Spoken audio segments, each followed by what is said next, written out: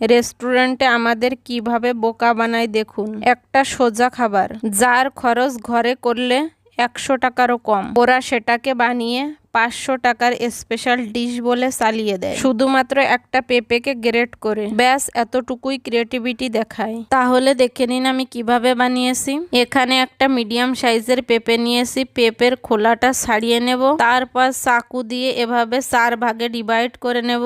তারপর একটা স্পুনের পিছনের দিক দিয়ে পেঁপের বীজটা ফেলে দেব। এখানে পেঁপেটাকে অতি অবশ্যই একবার ভালো করে ধুয়ে নেবেন। তারপর একটা গ্রেটার দিয়ে এভাবে গ্রেট করে নিতে হবে। যারা পেঁপে খেতে চায় না বা খেতে পছন্দ করে না, তাদের এভাবে বানিয়ে দিলে খাবে, আরো চেটে পুটে খাবে। এবারে গ্রেট করা পেঁপের উপরে 1/2 টিস্পুন নুন দিয়ে দেব আর হাত দিয়ে ভালো করে মিক্স করে নেব। এরপর 10 মিনিটের জন্য রেস্টিং এ ছেড়ে দেওয়ার পরে হাত দিয়ে এভাবে চেপে চেপে পেঁপের এক্সট্রা জলটা বের করে দিতে হবে।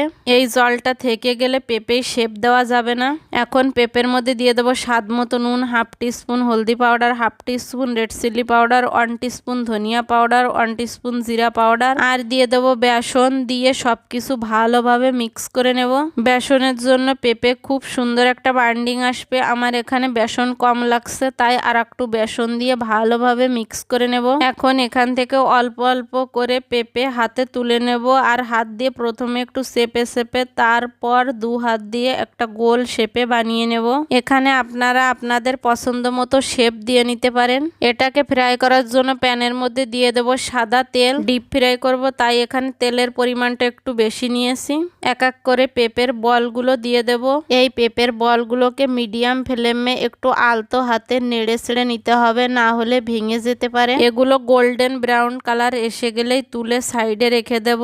তারপর গ্রেভি বানানোর জন্য একটা কড়াই নিয়েছি, এর উপরে দিয়ে দেব 2 টিস্পুন সাদা তেল। তেল গরম হয়ে এলেই দিয়ে দেবো জিরে, তেজপাতা, শুকনো লঙ্কা, দালচিনি, ইলাইচি। তারপর দিয়ে দেবো কুচিয়ে রাখা পেঁয়াজ। পেঁয়াজটাকে হাই ফ্লেমে একটু নেড়ে চেড়ে হালকা করে ভেজে নেওয়ার পরে এখানে দিয়ে দেবো আদা রসুনের পেস্ট। আদা রসুনের পেস্ট থেকে কাঁচা গন্ধটা বেরিয়ে গেলেই এখানে দিয়ে দেবো পরিমাণ মতো নুন, 1/2 টিস্পুন হলদি পাউডার, 1 টিস্পুন ধনিয়া powder, 1 teaspoon red chilli powder. একদম লো ফ্লেমে 1 মিনিট মতো ভুনে নেব। তারপর দিয়ে দেবো টমেটো পেস্ট। টমেটোর পেস্ট মশলার সঙ্গে ভালোভাবে ভুনে নেব। মশলা থেকে তেলটা ছেড়ে দিলেই এখানে দিয়ে দেব পরিমাণ মতো জল। আপনাদের যে পরিমাণে গ্রেভি লাগবে সেই হিসাব মতো এখানে জলটা দিবেন। জলটা বয়েল এসে গেলেই এখানে দিয়ে দেব ভেজে রাখা সেই পেঁপের বলগুলো। এটাকে একবার ভালোভাবে মিশিয়ে নেব। এটা কুক করতে খুব বেশি টাইম লাগবে না, হার্ডলি 5 মিনিট মতো টাইম লাগবে।